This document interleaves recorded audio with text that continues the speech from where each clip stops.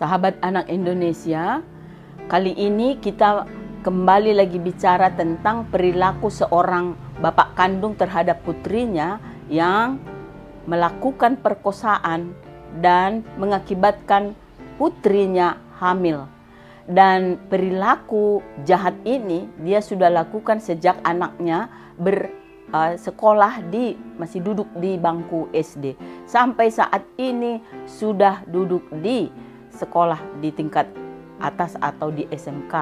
Ini artinya berapa lama dia melakukan kejahatan itu terhadap anaknya. Kita boleh hitung sendiri. Dan kejadian ini berulang kali terjadi di Indonesia. Kali ini adanya di Bekasi, dekat dari tempat kita ini. Itu artinya bahwa memang perilaku bejat oleh para orang tua, khususnya bapak yang tidak bertanggung jawab, masih terus-menerus terjadi. Dan seorang putri yang tidak dapat menolak atau dia tidak dapat melawan kepada ayahnya berlangsung itu bertahun-tahun. Akhirnya sampai hamil. Seandainya tidak hamil, barangkali itu akan dia teruskan lagi sampai kapan kita tidak tahu. Jadi hamil ini justru membuat kasus ini terungkap. Dan tentu anak ini coba kita bayangkan berapa lama dia menderita secara batin berhadapan dengan ayahnya dan dia tidak membicarakannya dengan ibunya secara terbuka. Itu luka batinnya pasti sangat mendalam.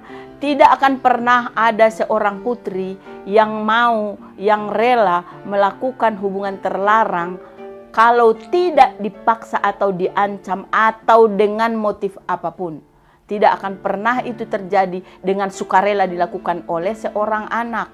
Karena dia tahu ayahnya itu adalah pelindung. Tetapi justru memangsa dia.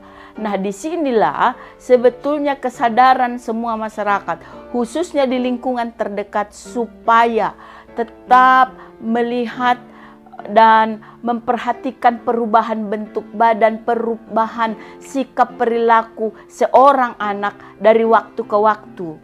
Supaya kita dapat mendeteksi sedang apa terjadi pada anak-anak kita. Itu yang terpenting saya pikir untuk kaum ibu atau kita di sekolah, para guru dan lingkungan sekitar, hendaknya kita ikut memberikan pertolongan melalui perhatian terhadap anak-anak di sekitar kita.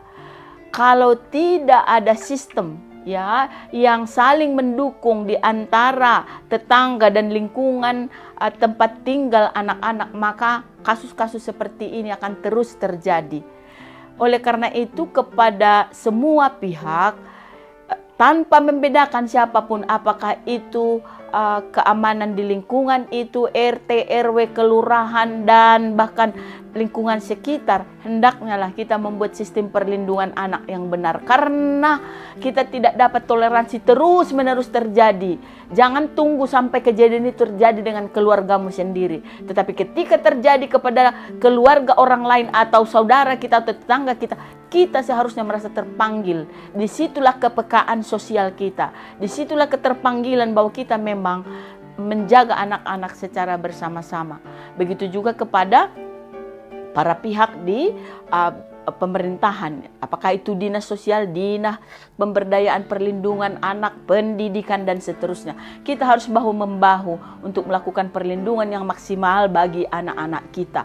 Kalau sudah terjadi seperti ini, kita tidak dapat lagi menuduh hanya salah satu pihak. Yang jelas memang bapaknya itu pasti dan akan dihukum. Oleh karena itu kita memohon berharap sekali kepada kepolisian dan aparat hukum untuk mengambil sikap yang tegas dengan menerapkan undang-undang perlindungan anak dan juga bahkan undang-undang nomor 16 yang diterapkan kepada seorang bapak supaya ada efek jera. Saya kira hal-hal sedemikian sangat membuat kita menjadi sedih dan terus-menerus berpikir apa yang harus kita lakukan begitu ya.